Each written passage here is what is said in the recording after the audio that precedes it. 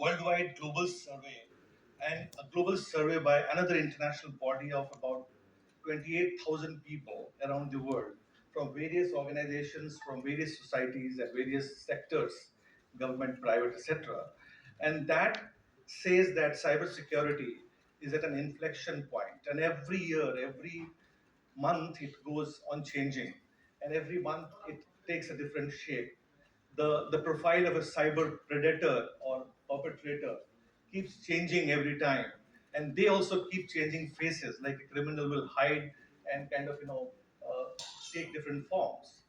So there are a couple of things which I would not like to talk too much. This is a busy slide. I would like to just run through because that's more important. So first thing which we found, that the world has become increasingly riskier and complex and very, very expensive and very costly to manage. And cybersecurity is just not become an IT issue, but it has to be a greater risk for the entire country and the business. And it requires attention not at the executive level, not at the people who are only managing IT, but this is a solid board agenda. And now the mandate is also started coming that every company, every institution of importance, or every business. I'm not discounting the small and medium enterprises. We seldom talk about those enterprises because we are only talking about listed enterprises, the larger enterprises. But the majority of the 97%, almost about 92% of the organizations fall into the small and medium enterprises. And they are easy targets for those attacks. And those attacks are happening not only at the senior level, at the higher level of the business value created, but at the end of the day, these attacks are led by what?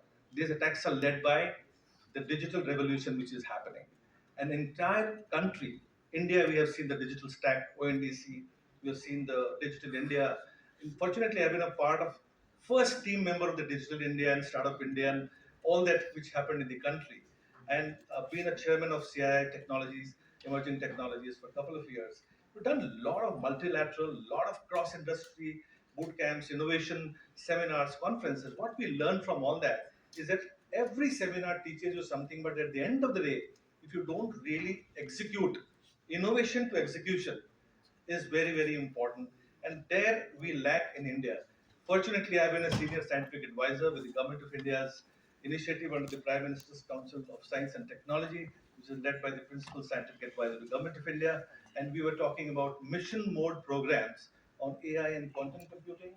We're talking about the energy transition. We're talking about grids, defense, police, modernization, all that, and how technology can be a force propeller, force multiplier, and in the same place, technology can be a tool or or a guide or a aid to really help us make safe, secure, sustainable, organizations and ecosystems in the country.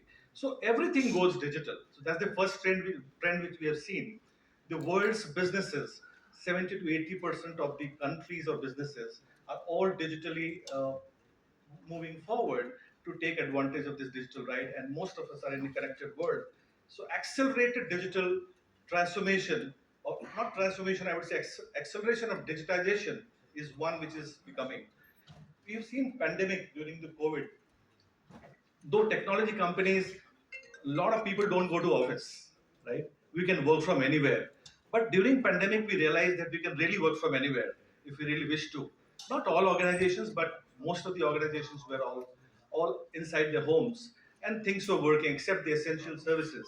And so work has become remote.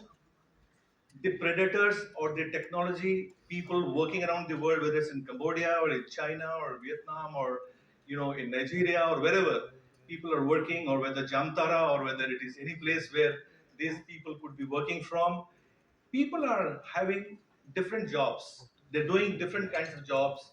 They're learning different skills, and most of the skills are free of cost. On the web, the web provides you different skills, DIY, do it yourself.